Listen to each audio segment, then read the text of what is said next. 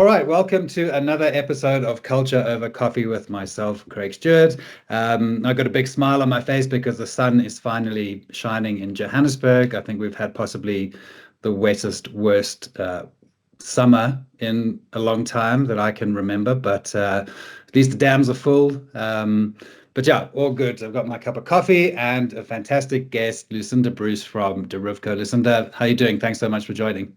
Oh, thanks for having me, Craig. I'm doing well. Also, a sunny day in Durban, but I think that's not unusual for us. Stock We're very standard for you spoiled. guys. Very Yeah, lucky. same, Yeah, same. good stuff. Lucinda, before we kick off, maybe true to the sort of, I guess, the name of the series that we're doing, Culture Over Coffee. I've got mine. I always do a double espresso. I don't take a lot of milk in my coffee. I also pretty much limit myself to two a day. Otherwise, Yes. I'm pretty shaky later on. Tell us about your relationship with coffee or tea or whatever it is that gets you going. Oh, I'm a mocha pot person when it comes to Nice. Got coffee, one of so a little those. bit of a Yeah. snob, and the Cool. reason for that is because I Yeah. believe good things take time, Yes. and Nice. pressure creates the magic, and then the result is always like strong and smooth. There's no Yeah. shortcuts. It's always Yeah. quality every single time. And Mm. I think that I would say that I like my culture in the same way, to be honest. Nice. Nice. All right. So you treat your team like a mocha pot. Takes time, bit of um, pressure, and works quick. yeah.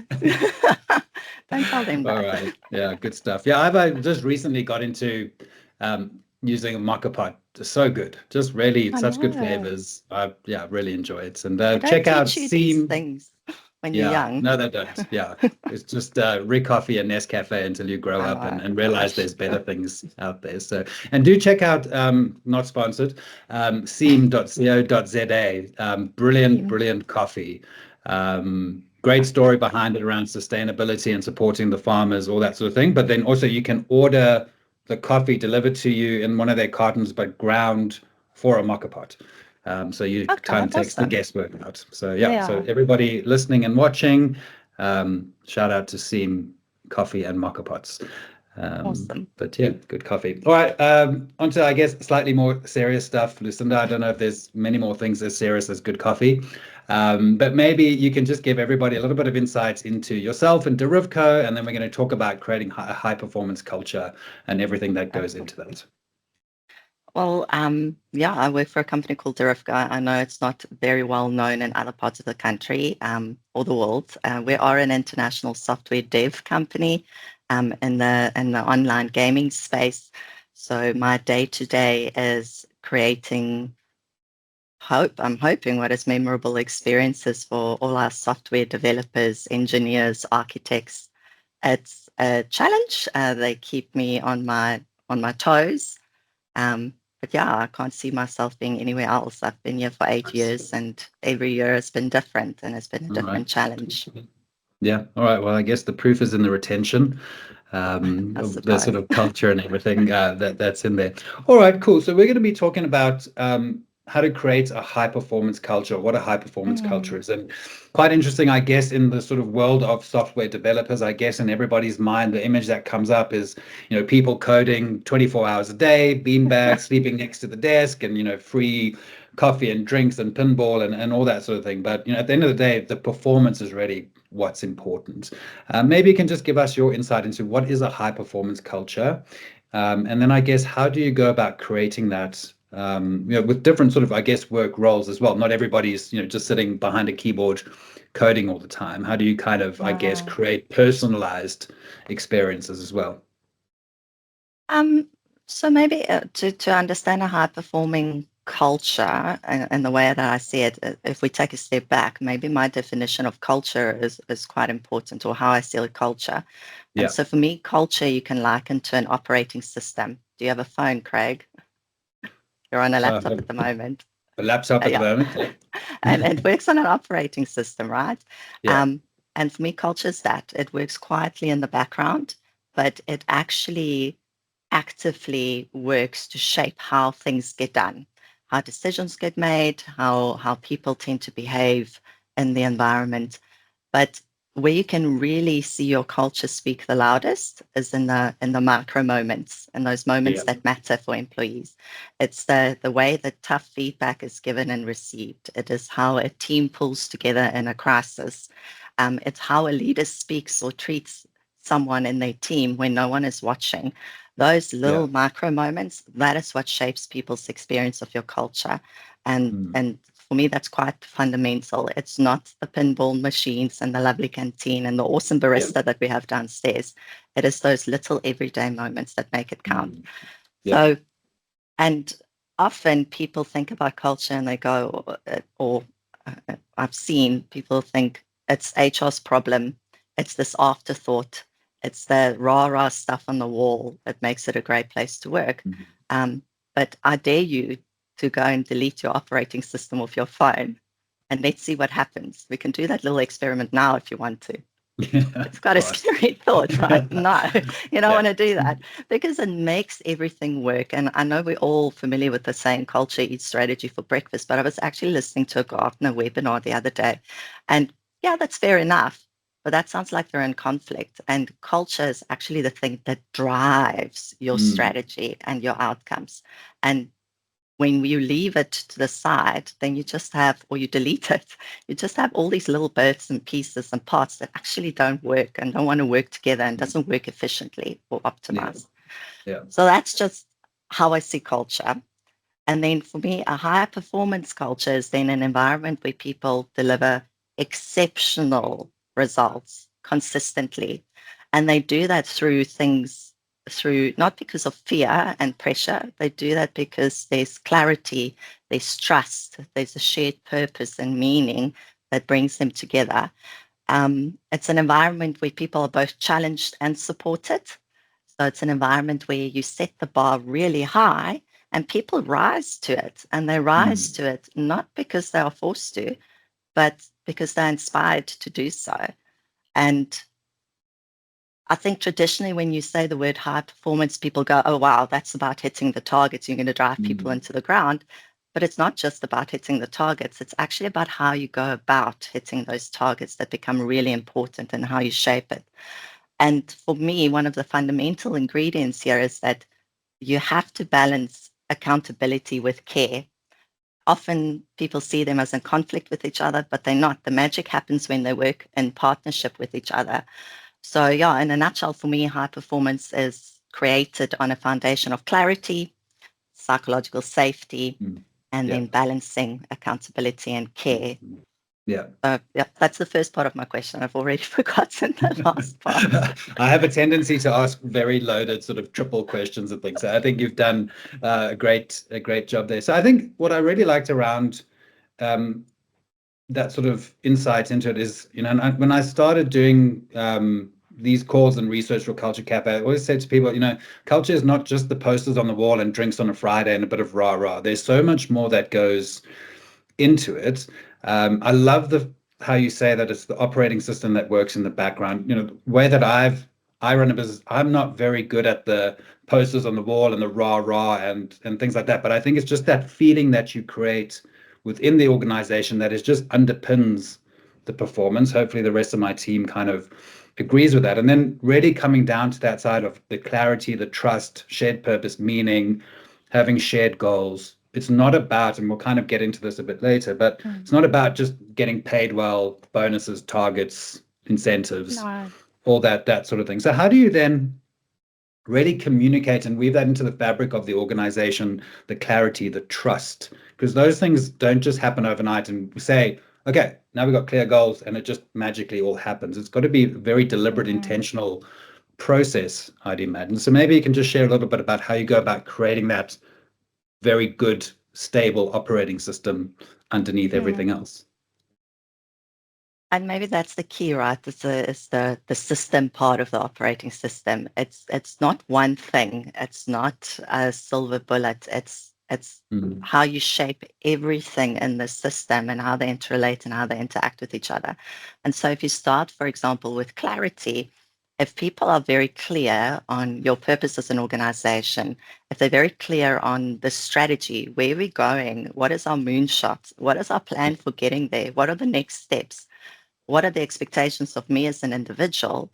And if all of that is clear, then I understand how I contribute meaningfully to the organization. And we know that's how you could start creating engagement and motivation. People want to feel like they're contributing to something bigger. So for me, the clarity needs to be something that's consistently communicated in a transparent way. It should be open dialogue all the time around where we're going, why we're doing it, and how we're tracking against that. Um, the part of clarity that is important is that it creates confidence. So it creates confidence in you as an organization, in your ability to steer the ship. When people know that you've got a plan and that's our journey and they see things happen, they go, cool, I've got confidence that you've got this. Yeah. And then when people have got confidence, then it starts building trust and trust that we will get there together. And we know that a high performance culture cannot work without trust. I think it's very hard to do anything with people if there's no trust. So it starts with that and then linking that to your culture. So your culture then drives how we're going to get there. So the behaviors, how we make decisions, how we interact with each other, how we stay connected, all of that needs to push towards the same outcome at the end of the day. They're not separate things. But like I mentioned, for me, a second foundation for building a high performance culture is psychological safety. So what happens in an unsafe environment when the stakes are high and it's high risk? What do people tend to do? What do you think, Craig? I guess there's the sort of panic. There's a lot of pressure. They feel like if they're not performing at that level, there's that, am I going to get fired? What are the repercussions of this? Then that sort of pressure probably, you know, acts negatively rather than positively. Yeah, That's kind of what I've absolutely. seen, I guess, in my, yeah. And that's what I said when originally when I said, like, for me, a high performance culture is where you deliver exceptional results consistently, not through fear, but because you're inspired to do so, and you're supported to do that. For me, psychological safety, if it's unsafe, you're going to play it safe and you're going to play small. And Mm, that doesn't drive high performance. A high performance culture requires people that stretch themselves, that want to go beyond that high bar that you've set for themselves, but it needs to feel safe.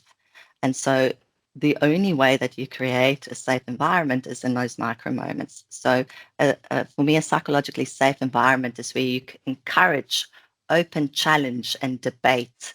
yeah. You encourage diverse views. And when people have those views or they raise a challenge or a concern, it's how they get responded to. Because if you immediately get shut down, Mm, well, that's not a safe environment. Or if there yeah. are repercussions for me challenging Mm, what you've set out for us to do, well, I'm not going to do that again. It starts creating an unsafe environment. And so it's an environment where you value people speaking up over staying quiet. yeah. And also an environment where learning through failure is actively encouraged. So if I fail and there's massive consequences, I'm not going to want to fail again and try something new. Mm, So for me, a psychologically safe environment is important because when it's safe, people don't play it safe anymore. They actually start stepping up.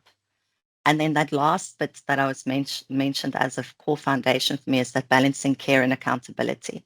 So often when you talk about accountability, people think it's that stick, for sure, that I'm going to be held mm, accountable. But if you think about it, an environment where there's high accountability and there's no care or support just creates fear. And we've just spoken about why fear doesn't work in a high performance culture, right? And in an environment where there's high care, but there's zero accountability or low accountability, you're creating mediocrity, which is not going to help your high performance culture at all. And so for yeah. me, it's when those two work together and in partnership, that's where the magic happens. And how people feel that care in a high performing culture is I have this expectation, the bar has been set for me, but I'm supported along the way to get there. I get feedback to close the gaps. When I fail, someone's there to help pick me up and get me back on track. When you you don't lower the bar when someone starts struggling. You actually just widen the runway for them. Mm, Um, so that's when all the systems around it starts working together. Um, those are the three foundations for me, but everything around it works like leadership, the systems and the processes that you have in place, the way you recognize and reward people starts playing a role, how you prioritize even rest and relaxation and reflection, all of those start playing into how you create that high performance culture. Yeah. That's good. I mean, I had actually written down while you were talking there about, learning from your failures, okay to Yes. make mistakes. And I also really like that you put in, we don't have, a place for mediocrity, because it's okay to make some mistakes if you're really trying to push the envelope, take the business forward. It's not okay to make mistakes if you're just being lax and lazy and can't really be Exactly. bothered. Um, what kind of metrics do you have for high performance in the organization? Because not everybody's directly linked to revenue, user engagement, all that sort of thing. So how do people know that they're performing to the sort of quality and standard that they need to be? Does that kind of then come back down to the clarity side of things, saying Mm. this is what we expect and we'll help you get there, basically? Yeah, and I think from a people perspective, I don't have the bigger answer around how you measure it in its entirety. Like I said, I don't think there's a silver bullet, and Mm, it's what works for your organization and what's in place. And you're right. Ultimately, high performance should result in some kind of outcome, and you're achieving your strategy and your objectives. Otherwise, like something is mm, completely misaligned there. But if I think about it on an individual level, if I'm an individual contributor trying to do my best and meet that bar that you've set for me, it's once again, it's that clarity. Do I know what is expected of me? And that's how important it is to build your performance management frameworks or the systems or the conversations that you have with people on a day-to-day basis around these things. Clarity. Do I know what I need to achieve? Do I know what my milestones are? Do I know what happens if I don't achieve it? Like that conversation needs to happen. And then partnered with that is constant feedback and feedback in a constructive way. And even mm, though feedback might sometimes be uncomfortable, it should be seen as a gift. It's actually, if you think about it, a feedback in a high performance culture tells me that I care about you. yeah, yeah, If I give you feedback, it's because I want you to help you to get to that bar. If I just leave you, it yeah, means I don't care, and I'm okay with it if you fail. But yeah. if everyone collectively cares about each other and drives that high performance, that's where it comes together. Mm, Where it becomes tricky though, and this one I haven't figured out yet, because this whole thing around shared accountability and individual accountability, and that shared accountability doesn't work because then someone's gonna, take mm, the easy ride and someone's gonna pick up the slack. Um, but what I do know is that it's not about individual heroics in a high performance culture. The success, the team, the high performing team is the unit of success. And that's when you build your reward and recognition systems around that. That's what you have to have in mind. So for me, it's not just about what you do, it's about how you go about doing that. If mm, you are if we go and we promote a brilliant jerk just because they hit their targets and they're always actually over hitting yeah, those targets, what the message that you're sending to people is that that's what you need to do to get ahead, mm, that yeah, delivery matters, not the how or the people around you that matters, that the collateral or damage that you leave behind doesn't matter. And so all your like performance management systems, your leadership conversations, all of those things need to be built around not just the what, but also the how. And that's where your values and your principles and your culture comes in. That should be part of the conversation. And that's what I hold you accountable for. I hold you accountable for my clear goals and expectations or the targets, but I also hold you accountable for how you show up on a day-to-day basis. And that's yeah. how they need to work together for me. Yeah, and I think sort of coming into my mind around what you're just saying, that I guess a big part of that sort of foundation is making sure that the leaders, the hiring managers within the organization are hiring the right people who fit the culture. They're, A players, not B players, not C players.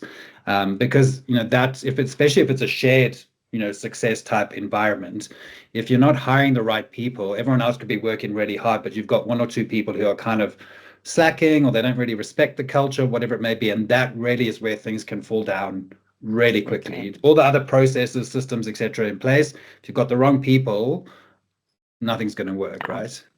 yeah, absolutely. And it's about tolerating that mediocrity. So you've got a weak link in the team. Do you turn a blind eye, or are you going to actively deal with it because it places the rest of the team at risk? And then those high performers will start disengaging, going, "Why am I doing this? I can also just coast along, and it will be okay." And that's not what you want. Then the whole system is going to start falling down. But you're right. Leadership is actually, if you think about it, especially as first line leaders, they're the ones that have the biggest influence on people's experience of the organization. So you have to get that right. So lots of work has to go into leadership. And I don't think we've got it right yet. It's a long Yeah. journey, and I think everyone struggles with that. But leaders cast the longest shadow when it comes to culture. And when we take it back to those everyday moments, those micro moments, everything that a leader says or doesn't say Yeah.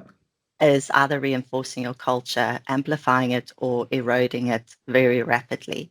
Um, and leaders need to model the culture and the behaviors. And in a high performance environment, they need to shift from being task managers, where it's all about command and control, and they actually become performance coaches and Mm. meaning makers.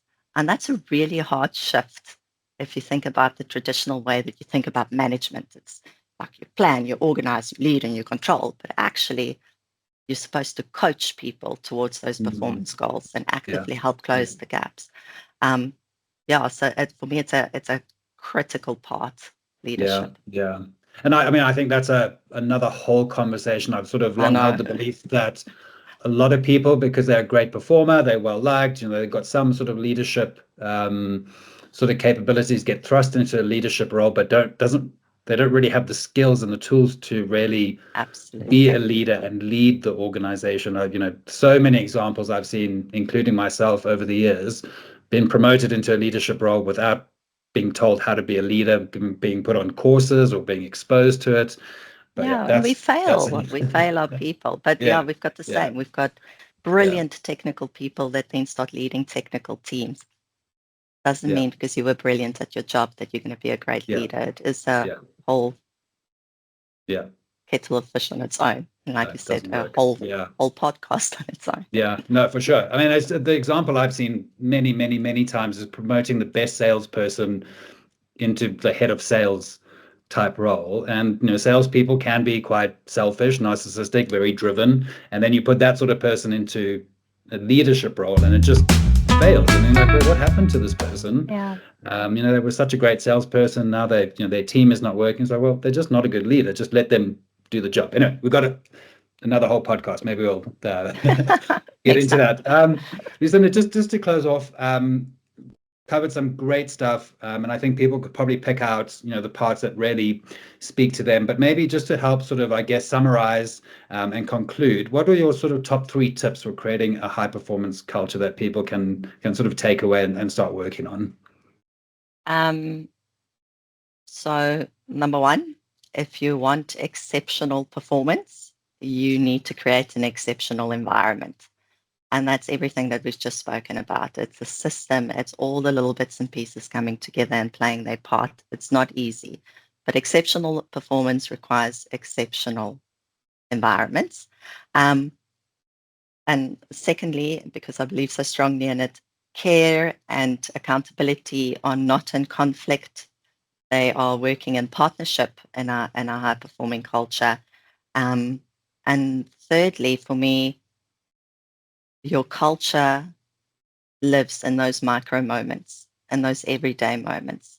Yeah, Go and pay attention to the micro moments, and that will tell you a lot about a culture or where it's starting to fail and where the cracks are. Um, yeah, and you don't need a big culture program to start leading culture from today. Like I said, it's in the everyday interactions. Every little moment shapes the experience of your culture, so you can do it immediately. yeah. I know you said 3 things, but the one thing that I didn't speak Please, a about that for me bonus point is always works. bonus point is a Yeah, high performance culture. In a high performance culture, rest, is not a luxury. It is actually a performance strategy. Yeah. And people forget that. You don't run a marathon by sprinting it. And you don't run concurrent marathons without giving yourself a little bit of a break in between. Yeah. I can definitely attest to those last points about marathon running. I thought you would. Sure. Yeah, you can see all the medals in the background. Yeah. Lucinda, thank you so much. It's been super interesting, really valuable. What I love about it is I'm learning from all these conversations as well. You know, these are things that I can implement in our business as well. But thanks so much for taking the time, and look forward to seeing you in June at Culture Cafe. Yes, I was going to say, that is going to be very interesting. So yeah, look forward to it as well. Thanks, Craig. Yeah, perfect. Thanks, Lucinda. Have a good one. You too. Cheers. Bye. Bye. All right, cool. That was great.